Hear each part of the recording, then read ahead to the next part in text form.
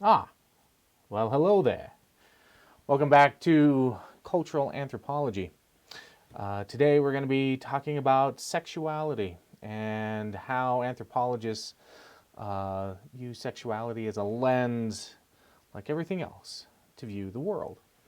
But before we get into the lecture, I'm going to just touch base real quick on the midterms.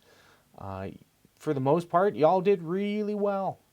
I'm very happy with what you all have been accomplishing, and a lot of you got some really good grades. So, congratulations.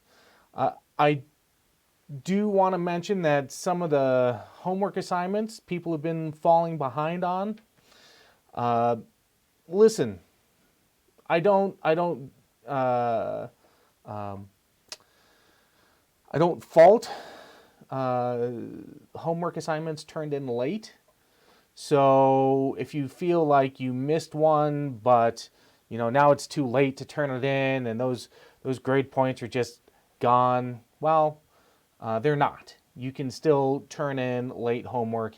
I absolutely encourage you to do so because your homework assignments make up nearly half of your overall GPA. So that being said, you really want to get your homework assignments done. And a lot of you have, and and a lot of them are really good. I've been really impressed with a lot of the stuff that you guys are coming up with. So I think that for those of you who have fallen behind, don't use that as a means to despair. Just go ahead and do it. Just do the homework, turn it in, and I will accept late homework, and I don't penalize late homework. So just turn it in. That's all I'm asking. Okay, let's go ahead and get busy with sexuality. Uh, so some of what we need to discuss is what is sexuality, because it falls into a couple of different realms that we're going to discuss here in a second. Um, and sexuality itself is kind of a difficult subject to really nail down, mostly because we really can't agree on what sex is, especially in our country, in the United States. The sort of the norms and ideas around sexuality have been they've been contested a lot lately, especially in the last number of decades. So, we approach sexuality in a couple of different ways. First off, we talk about sexuality as far as like desires, beliefs, behaviors related to erotic physical contact, intimacy, pleasure, right? So sex, right? But we also look at sexuality in the cultural arena. Like, what does it give us? What do we see as morally right? What do we see as appropriate or natural?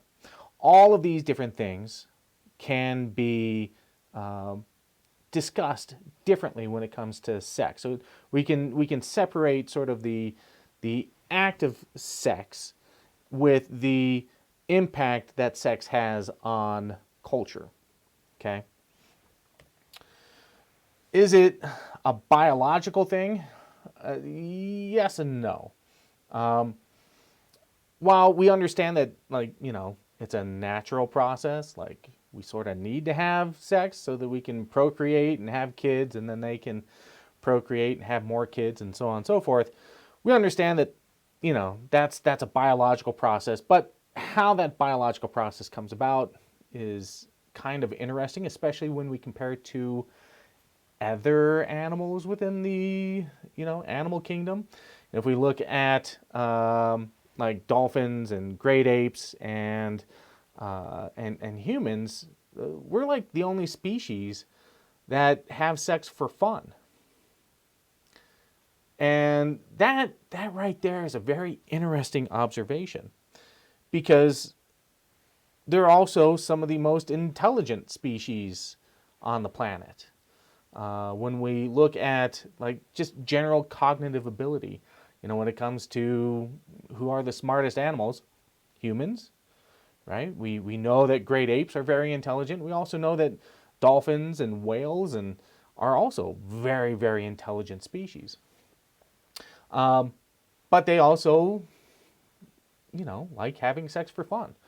And it's a very interesting concept to try and understand, especially when we look at just procreation for the sake of procreation, and how sex might, when it comes to fun and enjoyment and all of those things, how those acts can have bonding sort of side effects. Like what is the purpose behind having fun, right? And a lot of times it comes down to how people bond between each other in those relationships. Humans also don't generally engage in public sex. Yeah, that's pretty standard around the world. Most humans don't engage in sexual activities just out in the public. And a lot of that's going to come from the cultural taboos against it. But, there are other things that might be drawing people away into the private arena for that kind of stuff. And I'm not saying that it's certainly not done in public, because it is, but those are not the norms, right? That's not the normal behavior. And we're also one of the few species that actually has sex face to face. Biologically speaking, how we're constructed, it's having sex face to face is possible, and easily done. We also pair bond, and pair bonding, again, it's a term that we kind of correlate with, say, like marriage, and that's not exactly what pair bonding is. Certainly not on a biological level. Oftentimes, when species pair bond, there is a chemical reaction that creates this connection, and we might call that love, right? And that we stick together and build those relationships and have that sort of not almost like a codependency. Depends on how philosophical you want to get into it. But as humans go, we do have a tendency to pair bond, and that's why we have so many relationships. And how those relationships come together is all cultural, right? So we can look at some of the biology, but we also understand that, there's a lot of stuff that's going on culturally. So we also have to kind of look at what makes human sexuality so different from other species, right? Is it a genetic adaptation so that it encourages humans to have sex as much as possible? And if you look at even our own society and how often sex comes up on a regular basis, whether you're,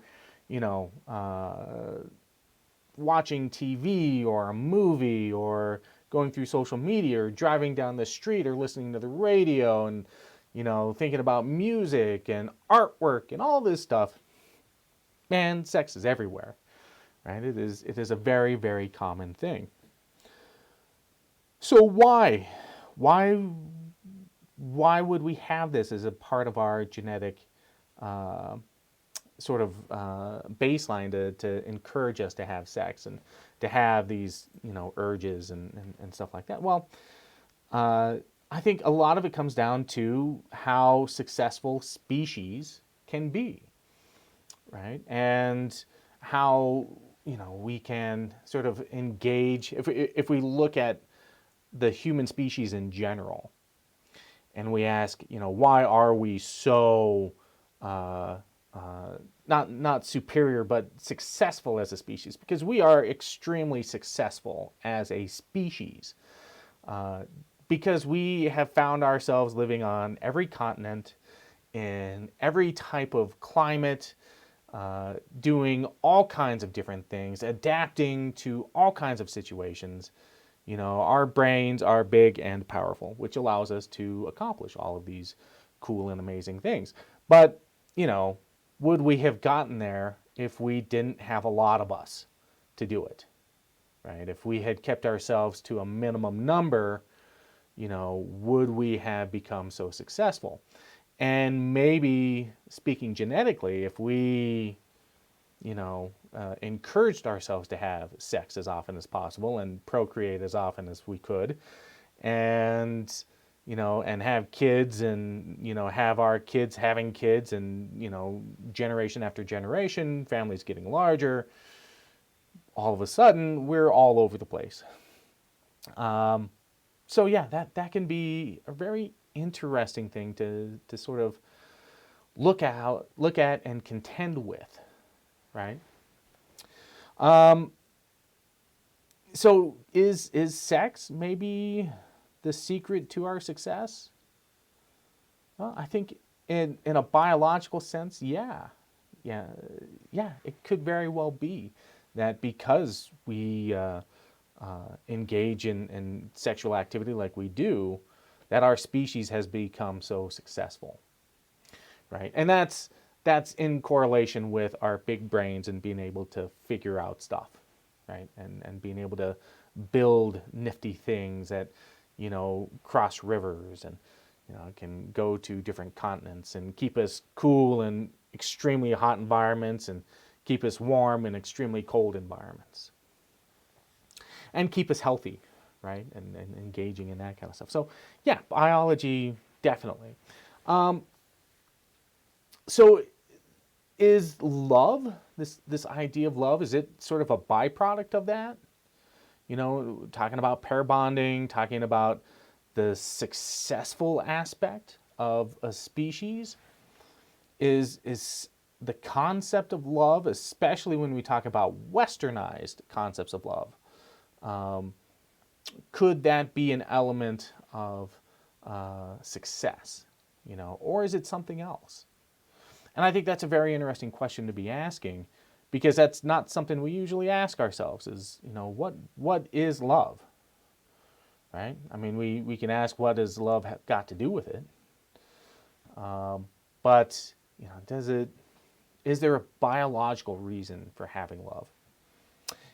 And the answer is yeah, there definitely is. Is sexuality affected by environmental conditions while we're still in the womb? Yeah. There's evidence for how well a fetus, develops, depending on the environment that they're in. Whether or not they,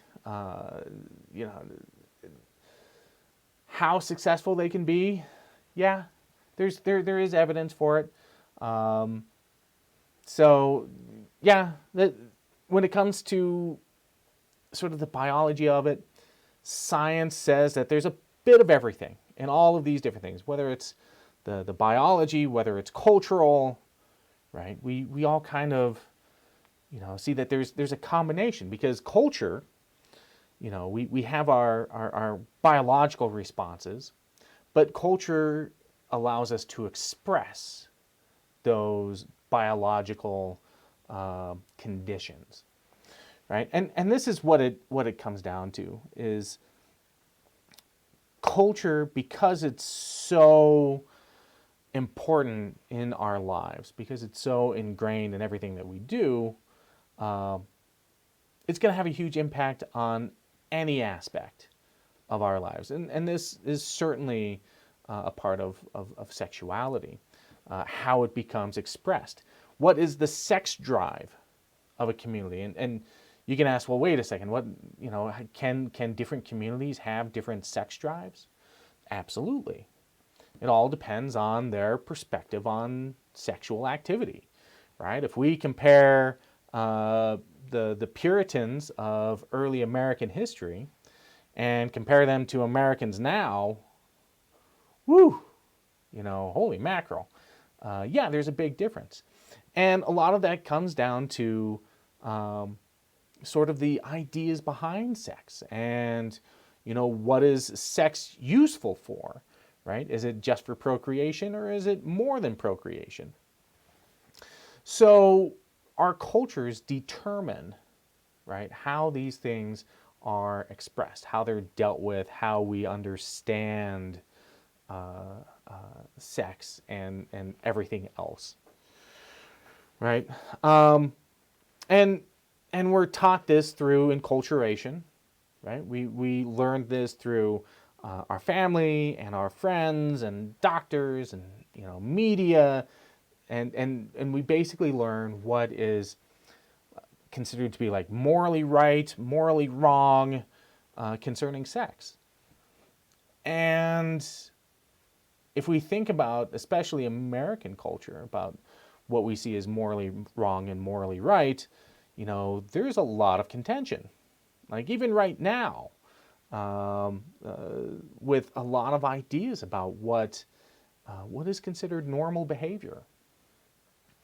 And a lot of it has to do with different religious ideals about sexuality and how it can be expressed.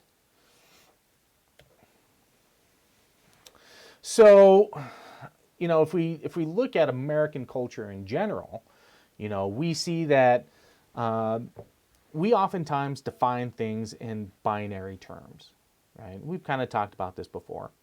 How there's male and female, right? Heterosexual and homosexual, Democrat and Republican, especially with what's going on right now in politics.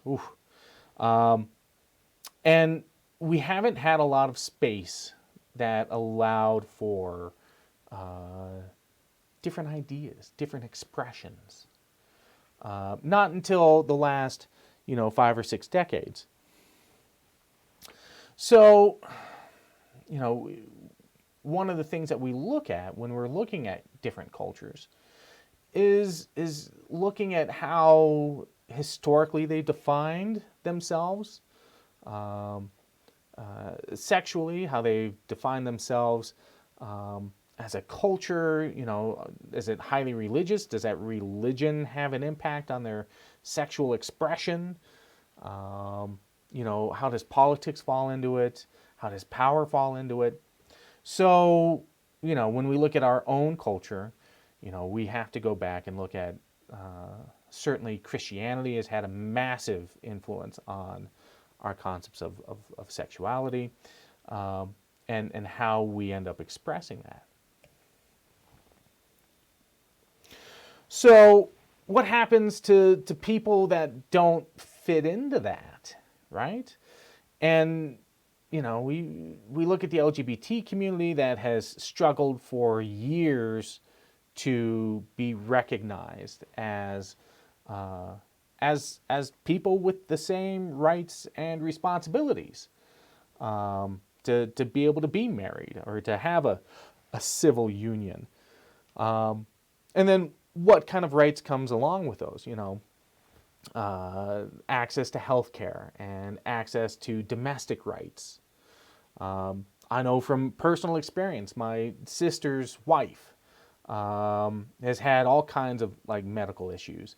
And until they were actually able to be married, right? They'd been together for years, but until they were actually married, could my sister step in and say, okay, I got this. I don't need you to be there for everything that's going to go on because, hey, I'm your spouse and I have legal rights. I can do this. And then what happens with property rights? What happens if somebody dies, and what happens to, say you're living in a house, but it's under one person's name? How does that get distributed? So there's a lot of questions that are still being discussed now, even though, and especially as anthropologists, we do have a tendency to lean towards, civil rights and civil ideas, So when we think about this, it's like, yeah, there should be, equality, right? So, sometimes, we're still developing, right? As a country, if we were to go back 80 years, we would see something very different in our culture. And we're gonna talk about sort of America's development here in a little bit. If we talk about sex in the global perspective, right? Western culture is often at the center of our attention. We do this because we live it, right? This is what we experience. Everything we do reflects to a certain degree of our norms and values. So when we look at other ideas of sexuality, it can be sometimes complicating. If we look at an example from the text at the Mati work in Surinam, then we look at this idea of sexuality in a very unique way. Unique in that it is not Western, okay? So if we look at what's going on here, we see that right around 75% of women engage in this type of sexual activity, which can be different than what we would normally consider to be like heterosexual or homosexual or bisexual, because it doesn't actually fit any of those designations. Because we have certain ideals that go around that. We have, because we're so binary in Western culture, that we see things in very binary terms, yes or no, right? And sometimes there's a gray scale in there that we have a hard times dealing with, which is why LGBTQ rights has been such a struggle, because it challenges the perception of what American idealism has been for centuries, with especially when it comes to identity, right?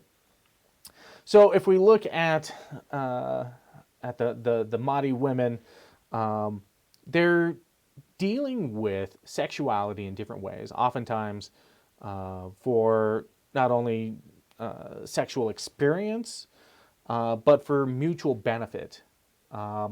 So you might have two women that come together, or multiple women coming together for mutual support, for economic support, for child rearing, and they might still have relationships with men, or they might not.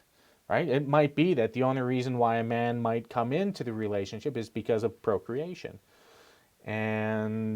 or the father might be a big part of that family relationship, but it doesn't look like what we would see as like the American dream, right? The American dream that husband, wife, 2 kids, 2.4 kids, dog, house, picket fence, right? This doesn't fit into that. So one of the questions that we have to ask is, as Western researchers, how do we look at this, right? And I think that's one of the really important questions to ask, is how do we, and this sort of fits into reflexivity. How do we look at this community and analyze it? How do we observe it? How do we, put it together? And especially when we're looking at in the terms of comparison, right? Do we even have the language to define what this community is doing? And that's a big question. That's a huge question right there. Do we have the language? Do we have the capability to fully express what's happening in this community? Because we don't have a grasp on what is fully happening, at the intricacies, at how this community is dealing with these different relationships. There might be a very specific word that represents what they are doing, but there might not be a translation into English that gives us an idea of what it actually means, of what's actually happening here.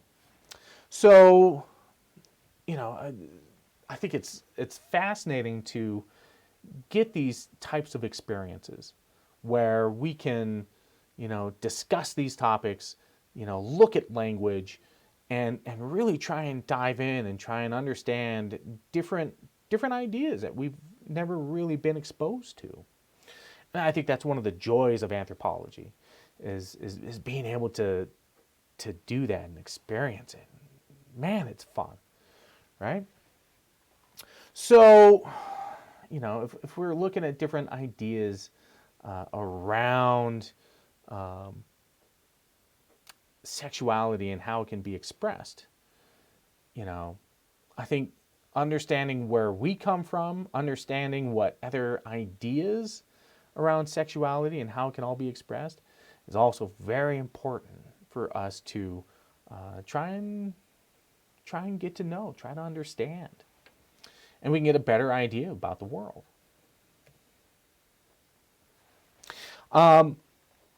So if we jump back into the Surinam and women, the ideas behind how these relationships are constructed, right? They might live with their partners. They might live separately from them. They might engage in relationships with men consecutively or simultaneously or with other women.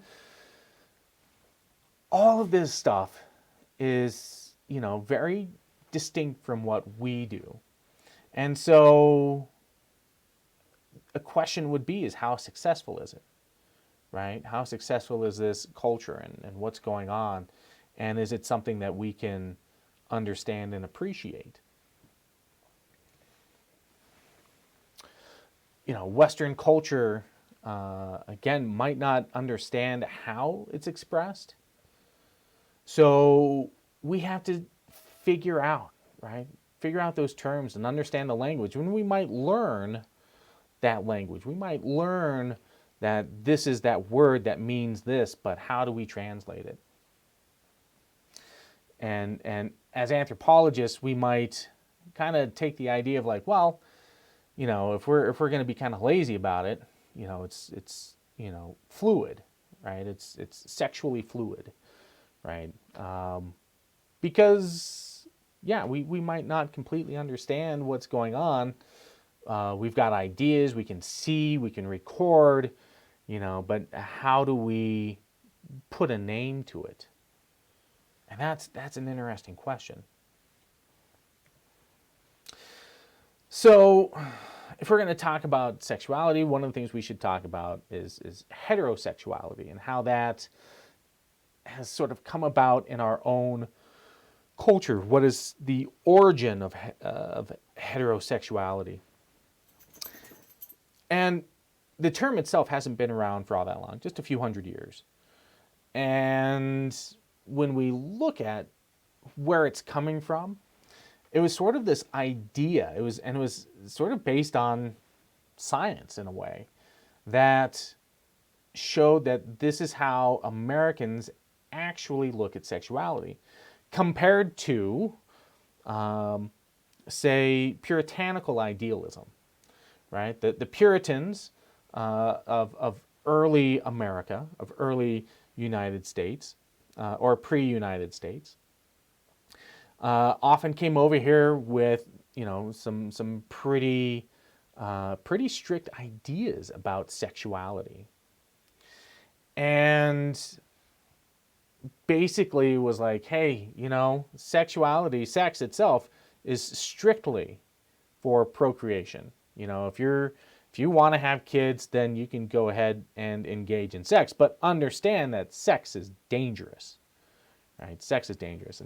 And even like the concept of masturbation was seen as aberrant and against the will of God and church, right? I mean, it was serious. This was a serious topic. In fact, some of the ideas behind like masturbation, was that if you were to masturbate, that it would take like 8 ounces of blood to make a single ounce of semen. And you could die, right? Because if you lost that amount of blood, I mean, this was a life-threatening ordeal. And we look at that and we're like, you guys are so silly. You know, you guys, that's crazy. It's crazy talk, right? But at the time, there wasn't necessarily a lot of scientific knowledge backing any sort of ideas of sexuality, and that, no, it doesn't take that much blood. And no, you won't die from, masturbating. There would be a lot of dead Americans out there right now if that were the case. But it isn't, right? So we had these early ideas about sexuality. And that sort of started to influence how people behaved, both publicly and privately. And heterosexuality developed out of these ideas that of sexuality that was done privately. Okay, because again, we have to realize that there's like a public realm and a private realm, and this is something that you have to take in to all of your research, right? Anytime you're doing research on any subject, always remember what can be said in public might not be said in private. What can be said in private might not be said in public. Okay, so it's these different ideas, different. You might have norms that are, strictly for what's happening in the household, but they might go against values that are held publicly. So when we look at sort of heterosexuality and this idealism about sexuality, we start looking at how people were actually behaving versus what they were being told to behave, or that they would behave or say in public. And that sort of opened the door to a lot of other things. That was a progression from very strict idealism about sexuality to a much more open idealism about sexuality. And the fact that sex wasn't going to kill you. You didn't have to worry about, death by masturbation. So, we've got these different ideals that have developed over time. And American culture sort of rallied behind it. We're like, yeah, these old ideals, whew, man, they're scary.